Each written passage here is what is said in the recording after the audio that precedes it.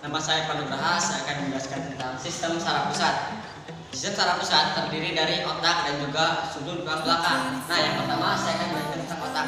Otak diperkirakan mencapai 2% dari keseluruhan gerak tubuh, mengkonsumsi 25% oksigen dan menerima 1,5% darah dari jantung. Nah, si otak ini memiliki atau tersusun dari 100 miliar neuron yang terhubung oleh sinapsis. Nah, otak ini berfungsi untuk mengendalikan gerak sadar. Contoh, kita akan menggerakkan tangan kita.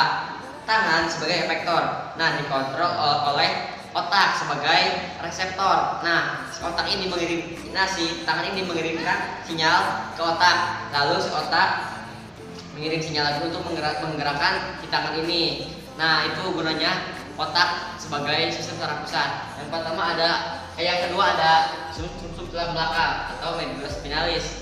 Berbentuk silinder ya, panjangnya sekitar 45 cm dengan diameter 2 cm. Nah, si sumsum tulang belakang ini fungsinya untuk mengendalikan aktivitas gerak refleks. Nah, kenapa kalau gerak sadar oleh otak, kalau gerak refleks oleh sumsum tulang belakang? Karena ketika kita akan melakukan gerak refleks, kalau ke otak itu terlalu lama, jadi diolahnya bukan ke otak. Kalau gerak refleks diolah oleh sumsum tulang belakang. Nah, itu dia fungsinya. Saya akan menjelaskan tentang bagian otak, yaitu cerebrum. Cerebrum ini mengisi bagian depan rongga tengkorak. Nah, berarti bagian depan rongga tengkorak.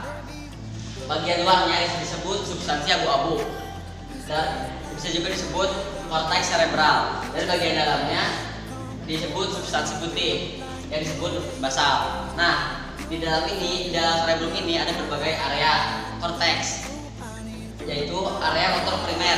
Nah, ini tuh contohnya seperti kegiatan yang berulang-ulang seperti mengetik. Itu dikontrolnya oleh area motor primer. Juga ada area sensor korteks yang terdiri dari sensor primer. Sensor primer ini yang merangsang atau merasakan seperti panas, suhu, atau tekanan. Yang kedua ada visual primer. Visual berarti mengenai penglihatan, dalam hal ini indera penglihatan itu mata. Yang ketiga auditory primer, yaitu tentang audio berarti suara, tentang pendengaran. Olfactory yaitu indera penciuman. Dan yang terakhir area panca primer, dalam hal ini lidah. Saya akan menjawab pertanyaan mengenai apa itu sinapsis. Nah, kita bisa lihat di sini. Ketika impuls atau sinyal diterima oleh dendrit, kemudian dari dendrit ke akson, dari akson diantarkan melalui terminal akson. Nah, melalui terminal akson ini, ketika terminal akson ini dibuka, maka si impuls atau si sinyal ini akan dilemparkan ke neuron yang lainnya. Nah, dilemparkannya itu kan melewati sinapsis melalui celah. Nah, celah inilah yang dinamakan celah sinaps. Kemudian ketika ini dibesarkan akan menjadi ini. Nah, di sini terminal akson dan yang bulat-bulat ini ada neurotransmitter. Ketika terminal akson dibuka, si neurotransmitter ini akan dilemparkan melalui celah sinaps, dilemparkan ke neuron yang lainnya atau dilemparkan ke dendrit. Saya akan menjawab mengenai pertanyaan apa itu struktur dan bagian dari sinapsis. Nah, struktur sinapsis ini ada terminal akson. Terminal akson ini bagian dari neuron. Kemudian antara dua sel ini bagian dari celah sinaps dan ada neurotransmitter. Nah, intinya struktur dan bagian sinapsis itu keduanya sama.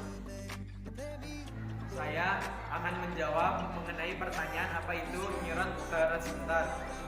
Neurotransmitter adalah salah satu dari zat kimia yang membawa pesan antar neuron.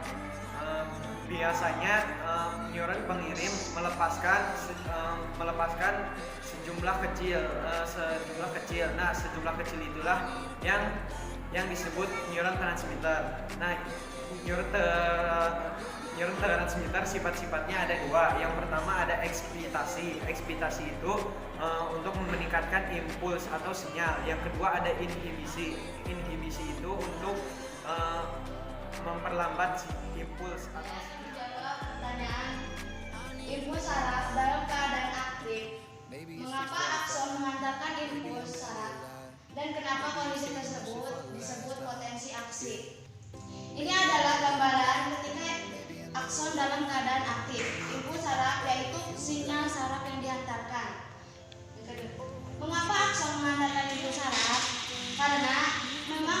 fungsi akson itu untuk menghantarkan impuls saraf.